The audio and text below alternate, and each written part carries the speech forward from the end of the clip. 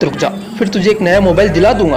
बेटे ने कहा, आपके पास मेरे लिए कभी पैसे नहीं होते हैं। मेरे सब दोस्त अच्छे रहते हैं, किसी के पास कोई कमी नहीं है, केवल मेरे पास ही हर चीज की कमी होती है। पापा, बच्चे पैदा करना बेहद आसान है, लेकिन उन्हें पालना बेहद मुश्किल। जब आप मेरी जरूरत पूरी कर ही नहीं सकते तो क्या मतलब है इस घर में रुकने का। मैं घर छोड़कर जा रहा हूँ।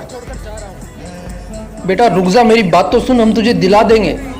माता और पिता ने बेटे को रोकने और समझाने की काफी कोशिश की, लेकिन वो नहीं रुका। गुस्से में उसने बैग पैक किया और घर से निकल पड़ा। लेकिन घर से निकलते वक्त गलती से उसने अपने पिता की डायरी अपने बैग में डाल ली।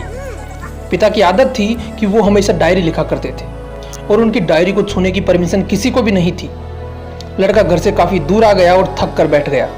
जब उसने वो डायरी देखी तो उसने सोचा, आखिर मिल ही गया खजाना। आज पता चल जाएगा कि मेरे पिताजी ने कहाँ कहाँ दौलत छुपा रखी है और उन्हें किन किन लोगों से पैसे लेने हैं, और सारा का सारा लेखा जोखा आज मुझे मिल जाएगा। बेटे को लगा इस डायरी में पिताजी के सारे लेन देन का हिसाब होगा।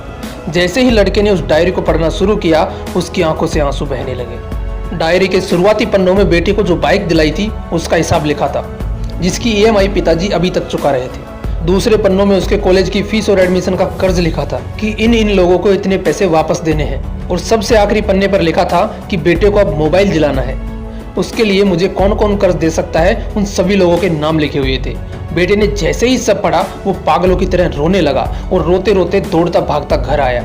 जैसे ही उसने घर आकर देखा तो उसके माता पिता एक कोने में बैठकर रो रहे थे। बेटा अपने पिता के पैरों में गिरकर रोने लगा कि पिताजी मुझे माफ कर दो। पिता ने कहा, बेटा तू मत रो, तुझे मोबाइल मिल जाएगा। बेटे ने कहा, पिताजी मुझे आपसे कुछ नहीं चाहिए, मुझे पता चल चुका है आप इस डायरी में हम लोगों से क्या छुपाते थे।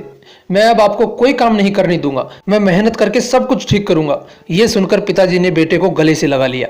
दोस्तों, माँ बाप अपना पूरा जीवन, अपनी पूरी खुशी अपने बच्चों के लिए कुर्बान कर देते हैं, लेकिन कुछ बच्चों को लगता है कि माँ बाप ने उनके लिए कुछ नहीं किया।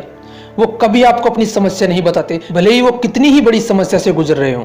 रिश्तेदार भी उन्हें नीचा दिखाते होंगे तो वो सह लेते होंगे, लोग भी ताने मारते होंगे, वो सह लेते होंगे, लेकिन आपसे अपनी समस्या कभी शेयर नहीं करते, क्योंकि वो आपको कभी दुखी नहीं देखना चाहते। अब आपका फर्ज बनता है अपने माँ बाप को अच्छी तरह रखना और उन्हें सारे सुख देना, ताकि वो भी अपने जीवन का बचा हुआ समय सुख में गुजार सकें। यदि आप अभी भी नींद में सोए हो तो आप जाग जाइए और अपने शौक पूरे करने पर नहीं, अपना करियर बनाने पर ध्यान दीजिए। क्योंकि अगर आप अपने माँ बाप के रहते कुछ नहीं कर पाए तो बाद में आप सोने का महल भी बनवा लोगे ना, उसमें भी आपको नींद नहीं आएगी।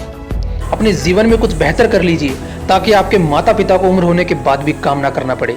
अगर कहानी अच्छी लगी तो इसे सभी के साथ